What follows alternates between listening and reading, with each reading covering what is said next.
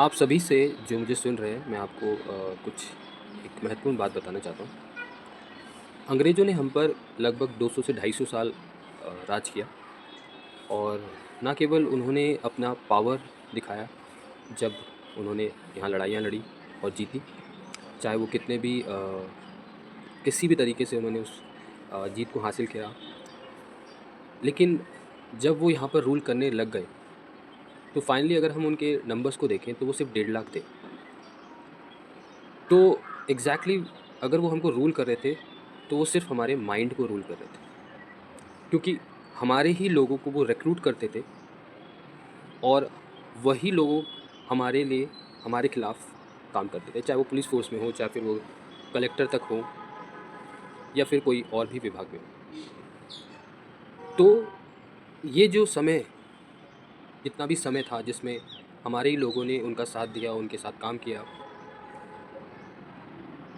ये जो काम था, ये डिपार्टमेंटल काम ब्रिटिश सरकार के अंदर, चाहे वो चपरासी हो, चाहे वो डीएम हो, डिस्ट्रिक्ट कलेक्टर हो, कलेक्टर बोलते थे तब, सारे के सारे बाबूज़ हैं।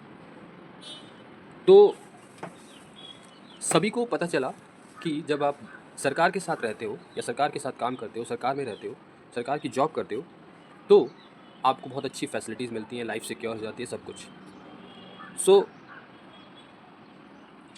आज़ादी के आप सोच लो कितने साल पहले ये 50-100 साल तो होंगे जिसमें ये काम चल रहा था और आज हम 77 साल कंप्लीट कर चुके हैं।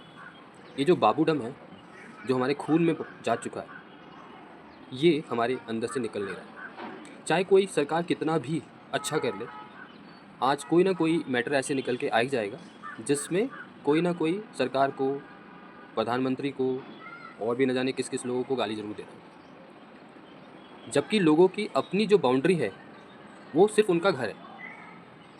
कबाड़ हो, उसके मोहल्ले की कोई ज़िम्मेदारी हो, कोई और बात हो, नो, उस मैटर में कोई कुछ नहीं डालेगा। लेकिन अपनी राय एक्सपर्ट राय वो ज़रूर दे देंगे। सरकार कितने हद तक काम करती है, कितने कितने लेवल्स पे काम करती है, इसका अंदाज़ा उनको कभी हो भी नहीं सकता, ना वो कभी लगा पाएँगे, ना वो कोशिश करते हैं, बट उनको गाली ज़रूर देनी है। इन सब 75 सालों में और उससे पहले भी ये जो बाबूडम है, जो हमारे खून में जा चुका है, इसमें एक और चीज़ फँस गई, रिज़र्वेशन की। तो आप किसी भी अ, समुदाय से हो, कोई भी, ये एक जो रिज़र्वेशन आया उसकी वजह से और चीज़ें पेचीदा हो गई। क्योंकि जो मेंटालिटी है, जो एक बड़ा ये जो सिस्टम काम कर रहा है, ये सिस्टम चाहता है कि एक बहुत बड़ी पॉपुलेशन जो है, वो इसी के अंदर फँसी रहे बाबूडम में, हमेशा।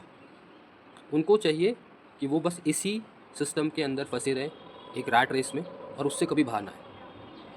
आज हमारी गवर्नमेंट जिस लेवल पे बाहर काम कर रही है और जिस लेवल के ऑप्शंस, जिस लेवल के संभावनाएँ, अपॉर्च्युनिटीज़ निकल के आ रही हैं, अगर उनको देखा जाए, तो आज एक इंसान घर बैठ के, घर से न जाने कहाँ अपना काम फैला सकता है। लेकिन नहीं, सबको बाबूडम चाहिए, सबको फिक्स सैलरी चाहिए और अब रिज़र्वेशन के अंदर ये हो गया, वो हो गया, जनरल का कम हो गया, इसका ज़्यादा हो गया, इसका ये हो गया, आर्थिक ये हो गया, वो हो गया। पूरी सरकार इस बात पे काम कर रही है कि व्यक्ति सिर्फ़ इस बाबूडम पे ना पड़े और अपने जीवन को सँवारे और कुछ और बड़ा कर सके और संभावनाएँ तलाशे। वो कहीं भी हो सकती है, बट नहीं। और इसी बाबूडम को सपोर्ट करता है हमारा स्कूली सिस्टम भी, क्योंकि उस बाबूडम में जाने के लिए आपको इस स्कूली सिस्टम से ही जाना पड़ेगा।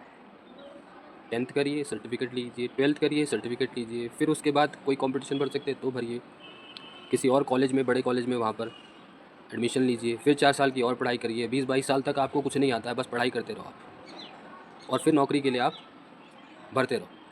फॉर्म भरो, पढ़ो, फॉर्म भरो, पढ़ो और इसको करते-करते आपके 30-40 साल निकल जाते हैं। सो कहीं पे जहाँ पर रिज़र्वेशन है वहाँ पर 40 भी निकल रहे हैं, कहीं पे रिज़र्वेशन नहीं है वहाँ पर 30 पे स्टॉप हो गया।